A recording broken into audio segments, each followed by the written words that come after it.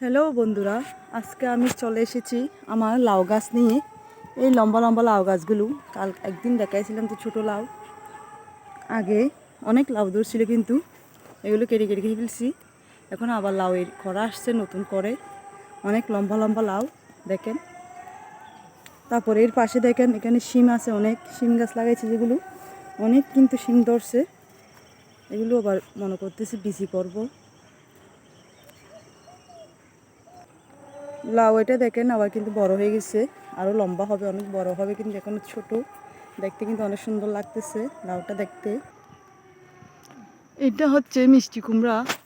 আমি মিষ্টি কুমড়া গাছ লাগাইছি, তার মধ্যে একটা ধরছে। এটা আবার ছাঙের উপরে, সেজন্য ভালো করে দেখা যাচ্ছে না। আমি আমার অনেক মিষ্টি কুমড়া গাছ আপনাদের দেখাবো, দাঁড়ান। এই দেখেন মিষ্টি কুমড়া গাছ অনেক।